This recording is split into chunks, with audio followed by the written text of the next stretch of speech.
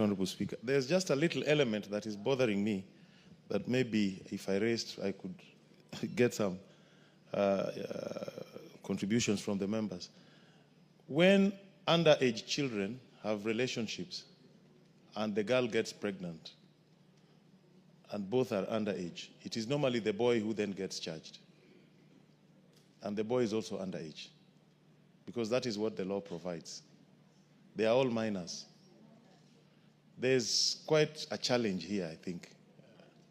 Yes, I don't know how we should deal with it, because we are dealing with people who are not adults, but where one bears the brunt of a relationship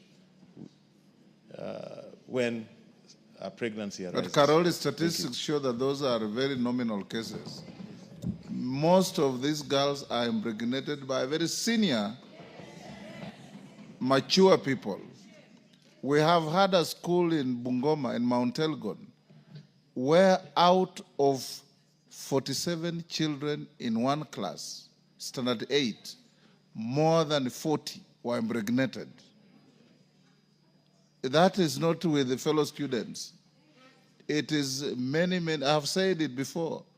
If you as a man has a liking for girls in uniform, buy uniform to your wife and admire her every time she wears uniform, and leave our children alone.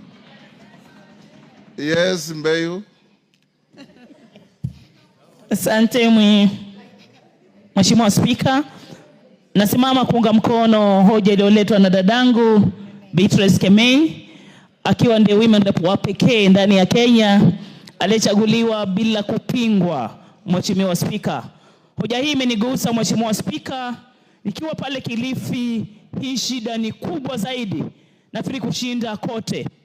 Kuna visa pale Mheshimiwa Spika, nilipoweka mkutano kuhamasisha dhulma za kijinsia, kuna visa tofauti pale vitokelezea, wa baba wanapigwa, na kwa ule mkutano wangu walijitokelezea wakasema, lakini haya ya mauaji, the femicide part, iko sana pale kwetu na ni visa vya kusikitisha.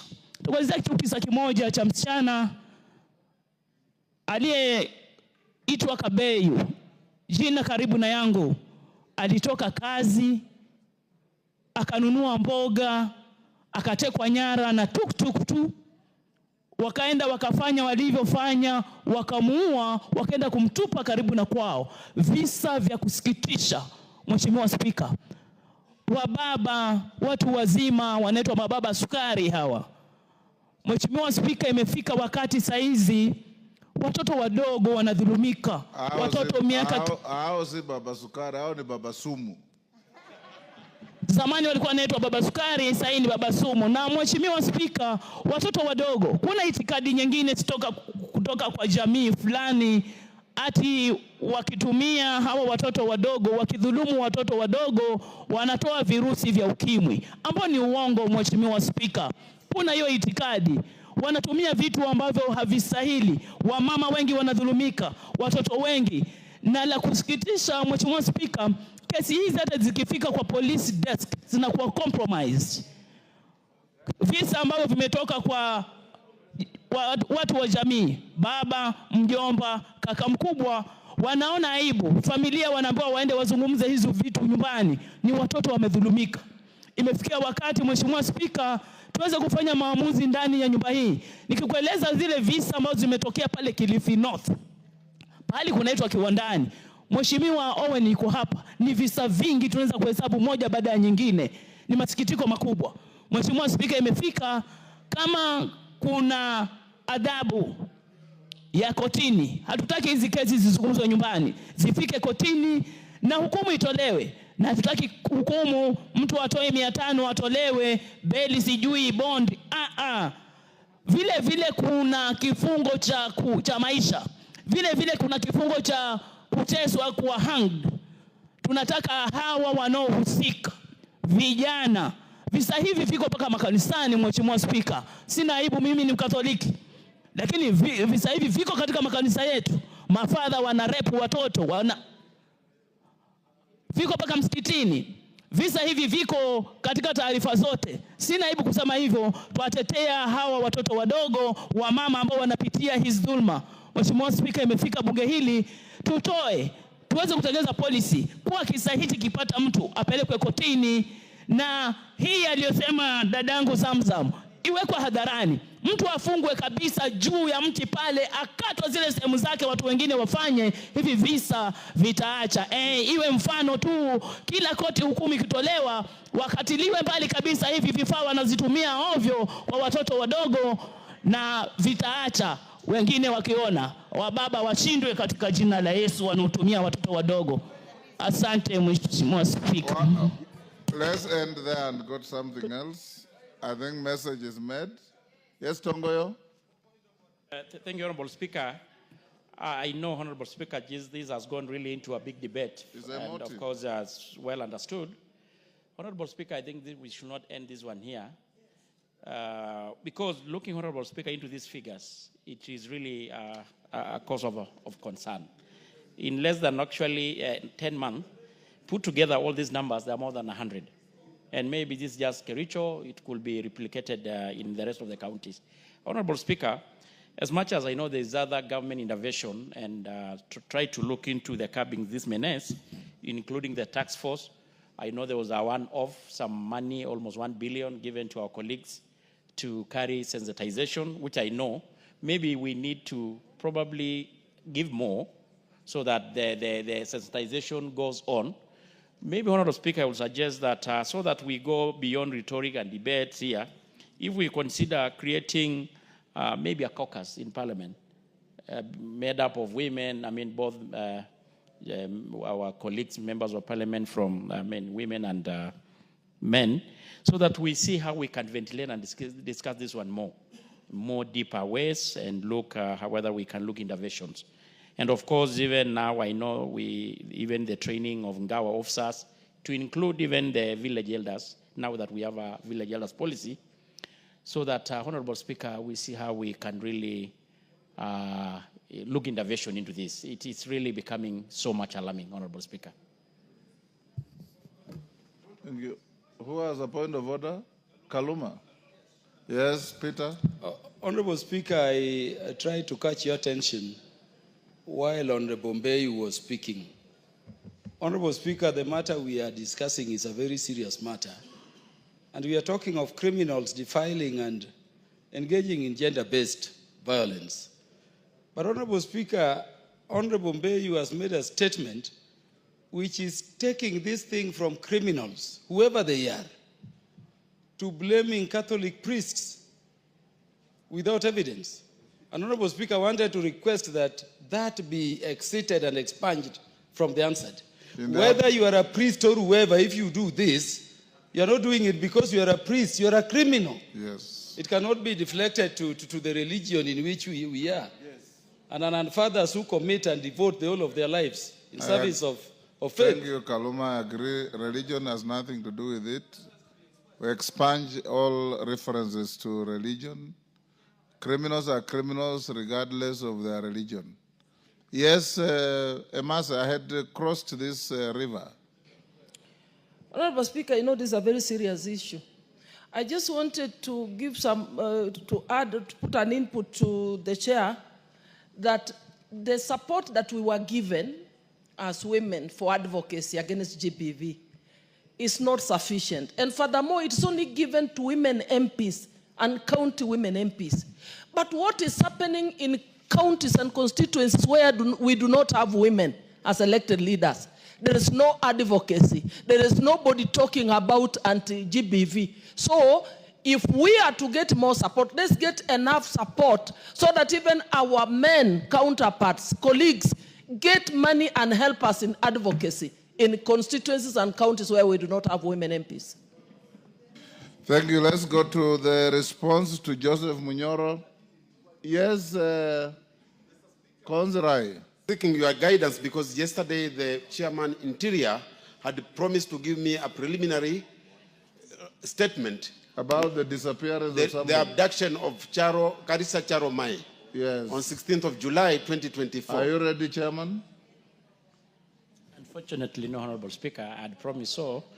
But unfortunately, the CS, he was out of town yesterday, and I reached out and he says that we give him again Honorable Samuel Gonzirai. Yes.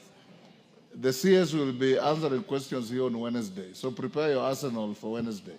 And again, Mr. Speaker, I think I came to your office because I was seeking also guidance. There was a distress call regarding one who is in Saudi Arabia, Riziki Luvuno, who was actually raised some concern on April 24th, and I raised the question in June.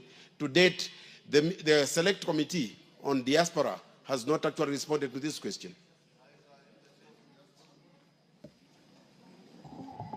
Aika? Yes, Mr. Speaker, but that question was not brought to the committee. I have not seen it yet. You requested a statement? Yes. To the diaspora committee? Yes. Aika, you check with the table office and respond to that on Tuesday afternoon. Thank you, Mr. Speaker. Joseph Munyoro, Blue Economy, Kangoko Bowen, are you ready? Munyoro is in. I don't. Yes, Bowen? Oh, yes. Munyoro is here. Mr. Speaker. Honorable Speaker, on 11th of June 2025, the Honorable Joseph Munyoro requested for a statement about the exclusion of Muranga South Water and Sanitation Company, MUWASCO, from the recent downward tariff review by WASREP, despite having the highest rates in the region. And number two, Honorable Speaker, the Honorable Member is also seeking the immediate measures being taken by the WASREP to review the MUWASCO water tariffs to ensure fairness and queen in the service provision across the Muranga County. Honorable Speaker, the Water Services Regulatory Board is established under the Water Act 2016 with the principal object to protect the interests and rights of consumers in the provision of water services. WASREP undertakes this through, among others, evaluating and recommending water and sewerage tariffs to all water service providers and providing the imposition of such tariffs in line with the consumer protection standards, and I therefore wish to respond as follows. Mr. Speaker, the WASREP decision to exclude MUWASCO from the May 2025 tariff review cycle stems from regulatory and operational complexities in line with the legal provisions, which is number one, the jurisdictional dispute. Mr. Speaker, on 24th February 2025, the Muranga Water and Sanitation Company, that is MUWASCO, submitted a formal request to WASREP to expand its services areas to include the parts of MUWASCO's jurisdictions, which is Muranga Town, Nginda, and the Ichakaki wards. MUWASCO formally objected to this variation via letters on 28 February 2025, that is a reference number, MUWASCO/the county .cav/2/47, and MUWASCO/WASREP/4/24, citing unresolved issues, including the human resource realignment, asset liability sharing, consumer connection transitions, and tariff harmonization implication. Section 98(1) of the Water Act 2016 mandates the service area variation require the explicit consent of all the affected licenses. In this regard, the WASREP has not received a MUWASCO consent and retains the formal memorandum of objection, thus preventing any unilateral alteration of service areas. Furthermore, Honorable Speaker, Section 851 of the Water Act 2016 stipulates that water services must only be provided under the license issued by WASREP, emphasizing the importance of a clear jurisdiction boundaries for regulatory oversight. Honorable Speaker, MOWASCO's current tariff is at 107 per unit, approved by the WARSEP in 2023, remains valid until June 30th, 2026. This tariff was determined after a rigorous assessment, aligning with WARSEP's tariff setting guidelines, which ensures affordability. That is, the tariff should not exceed 5% of household income, and sustainability, which is a full cost recovery to operations, maintenance, and necessary infrastructure investments. Regulatory procedures, as guided by the Water Regulations 2015 and WARSEP Tariffs Guideline 2024, permits a comprehensive tariff review only upon a formal tariff review application submitted by the water service provider 6 months before the expiry of the current tariff license, there being a deadline of 31st December 2025 for MOWASCO to submit a tariff application review. On question number 2, Honorable Speaker, which is the immediate measures being taken by the WARSEP to review the MOWASCO water tariff to ensure fairness in service provision across Murang'a County. Honorable Speaker, the WARSEP is actively facilitating the resolution of the jurisdiction impasse through the following multi-pronged approach measures anchored in law and sector-based practices. To begin with, the WARSEP has acted the Murang'a County government to expedite the boundary demarcation process.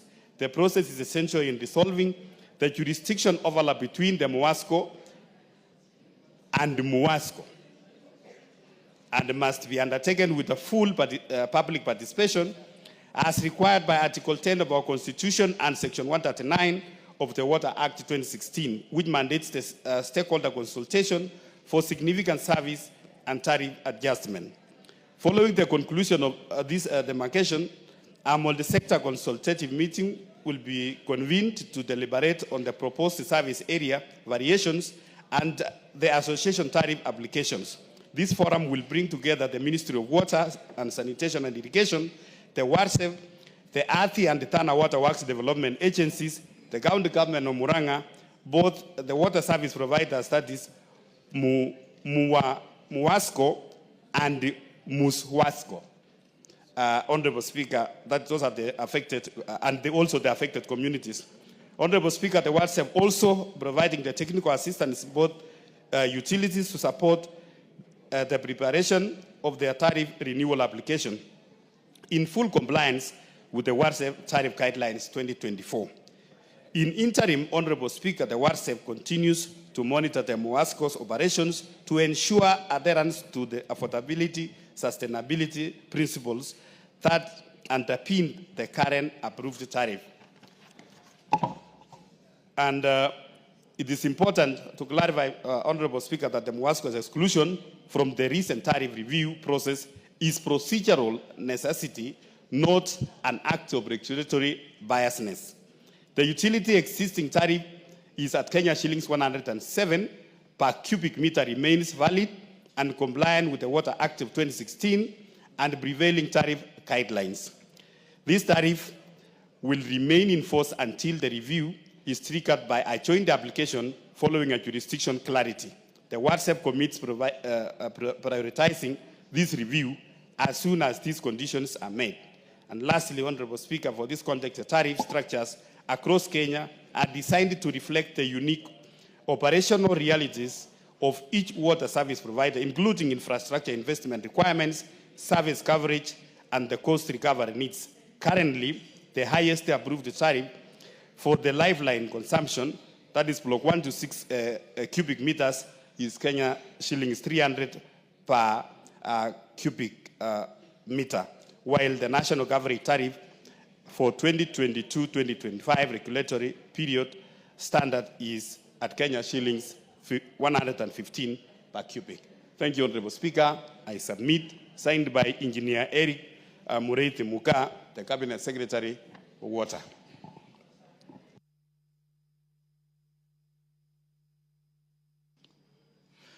Yeah, let me interrupt the proceedings to welcome and visiting schools to the National Assembly. Honorable members, in the public gallery are pupils and students of SDA Cap Keringon Comprehensive School from Mosop constituency, Nandi County. They are welcome to the National Assembly to observe proceedings. Is Honorable Joseph Munyoro satisfied with the response? Thank you, Honorable Speaker. I'm not satisfied. And Honorable Speaker, I'd like to know what happens when a question